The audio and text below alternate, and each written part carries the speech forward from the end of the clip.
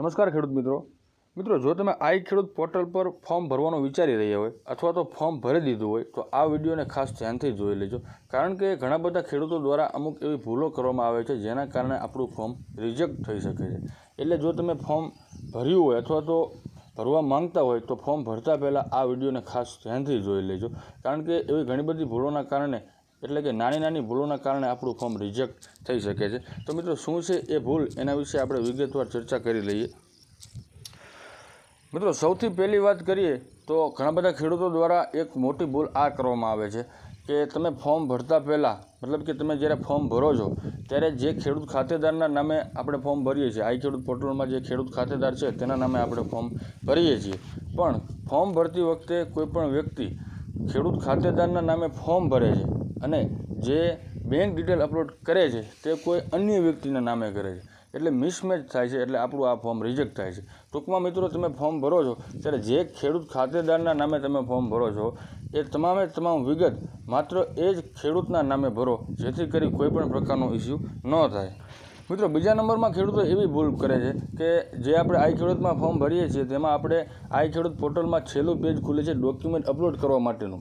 હવે મિત્રો એમાં ડોક્યુમેન્ટ અપલોડ કરતી વખતે આપણે મતલબ ફોટો જે કેપ્ચર કરીએ છીએ તે ફોટાનું ક્લિયરિટી કમ્પ્લીટ નહીં હોય તો પણ આપણું ફોર્મ રિજેક્ટ થઈ શકે છે। જે આપણે આધાર કાર્ડ હોય છે અથવા તો જાતિનો દાખલો હોય છે, મતલબ કે જે તે ફોર્મ આપણે અપલોડ કરીએ છીએ, જે ડોક્યુમેન્ટ અપલોડ કરીએ છીએ તે ડોક્યુમેન્ટ અપલોડ કરતી વખતે ખાસ ધ્યાન રાખો અને અપલોડ કરેલો ડોક્યુમેન્ટ કમ્પ્લીટ રીતે દેખાય એવી રીતે એને અપલોડ કરો। જો કમ્પ્લીટ ચોખ્ખો દેખાતો નહીં હોય તો આ ફોર્મ રિજેક્ટ થવાને પાત્ર રહેશે। બીજું કે ખેડૂત મિત્રો આપણે જે ફોર્મ ભરીએ છીએ ત્યારે 7, 12 અને 8 અની જે વિગત આપણે અપલોડ કરીએ છીએ તે ખાસ ધ્યાન રાખવું કે 7, 12 અને 8 અની વિગત મિસમેચ ન થવી જોઈએ। જો આવો એરર આવશે, આવો પ્રોબ્લેમ તમે કરશો તો આપણું આ ફોર્મ જે છે એ રિજેક્ટ થઈ શકે છે।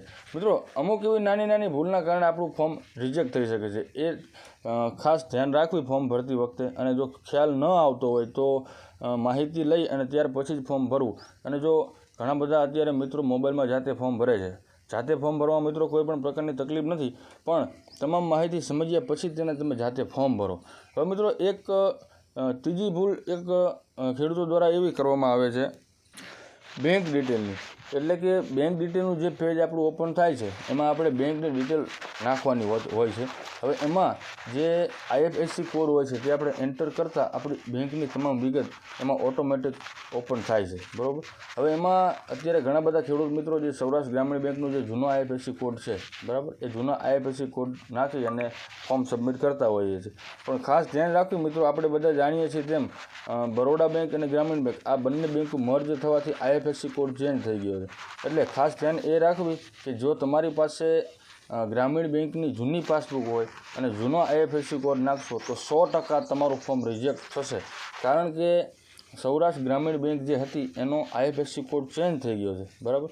એટલે નવી પાસબુક જો ન હોય તો બેંકની શાખામાં જઈ અને નવી પાસબુક મેળવી લઈ અને ત્યાર પછી તેનો IFSC કોડ જે છે એ આપણે એની અંદર એન્ટર કરો, જેથી કરી નવી વિગતો મેચ થાય અને ફોર્મ રિજેક્ટ ન થાય।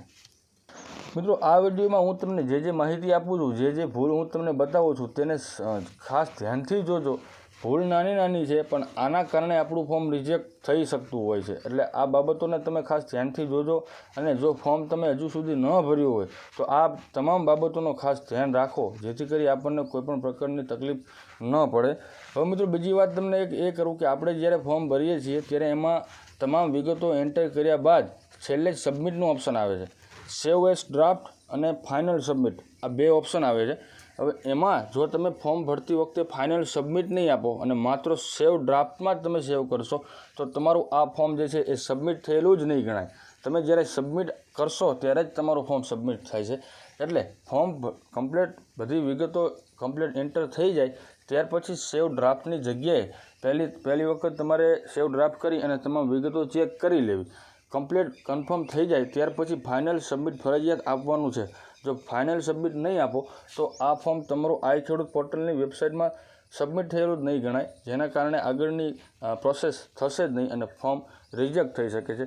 હવે એક ભૂલ મિત્રો એ થાય છે કે ખેડૂતો જે ફોર્મ ભરે છે એકને એક ઘટકમાં તમે ફોર્મ ભરશો તો પણ તમારું આ ફોર્મ રિજેક્ટ 100% થશે। માનો કે તમે ટ્રેક્ટરમાં ફોર્મ ભરો છો અથવા તો કલ્ટિવેટરમાં ફોર્મ ભરો છો, તો એકને એક ઘટકમાં 2 વખત અરજી કરવાથી આપણું આ ફોર્મ રિજેક્ટ થઈ શકે છે. આ બાબતનો પણ તમારે ખાસ ધ્યાન રાખવું, બરાબર. ત્યાર પછી મિત્રો એક ભૂલ એ થાય છે કે આપણે જે ફોર્મ ભરીએ છીએ તેમાં ફોર્મ ભરતા પહેલાં તેની વિગતો ચેક કરો. એટલે કે માનો કે તમે કોઈ પણ ઘટકમાં પસંદ કરો છો, કોઈ પણ ઘટકમાં અરજી કરો છો, તો એ ઘટકમાં કેટેગરી ખાસ ધ્યાન રાખી લેવી. હવે માનો કે તમે પશુપાલનમાં ફોર્મ ભરો છો શેડ બનાવવામાં, તો શેડ બનાવવામાં માનો કે ઓબીસી જાતિનો સમાવેશ કરવામાં નથી આવ્યો, અનુસૂચિત જાતિ એનું છે, બરાબર, અને તમે ઓબીસી જાતિમાં આવતા હોય, સામાજિક અને શૈક્ષણિક રીતે પછાત વર્ગમાં જો આપણે આવતા હોય અને ફોર્મ ભરીએ તો એમાં પણ આપણું ફોર્મ રિજેક્ટ થઈ શકે છે. મતલબ કે ટૂંકમાં જે કેટેગરીનો સમાવેશ કરવામાં નથી આવ્યો અને એ કેટેગરીમાં ફોર્મ ભરીએ છીએ તો પણ આપણું આ ફોર્મ રિજેક્ટ થાય છે. એટલે આ બાબતનો પણ તમારે ખાસ ધ્યાનમાં રાખી લેવી. એટલે ટૂંકમાં મિત્રો ફોર્મ ભરતી વખતે જે આ વિડીયોમાં બતાવવામાં આવેલી છે તે નાની નાની ભૂલો કરવાથી આપણું ફોર્મ રિજેક્ટ થાય છે. એટલે આ બાબતનું તમારે ખાસ ધ્યાનમાં રાખો. જો ફોર્મ ભરતી વખતે કોઈપણ પ્રકારની તમને તકલીફ પડતી હોય, મૂંઝવણ આવતી હોય, તો આપણા આ વિડીયોને તમે કમેન્ટ બોક્સની અંદર જરૂરથી પૂછજો, તમને 100% એનો જવાબ પણ મળશે. પરંતુ ફોર્મ ભરતી વખતે ખાસ ધ્યાન રાખવું જેથી કરી આપણું ફોર્મ રિજેક્ટ ન થાય. કારણ કે એક વખત ફોર્મ રિજેક્ટ થશે તો પછી આપણે આગળની પ્રોસેસ કરી શકતા નથી. મતલબ કે 12 મહિના પછી જે ફરીથી ચાલુ થાય ત્યારે આપણે ફોર્મ ભરવાનું રહેશે.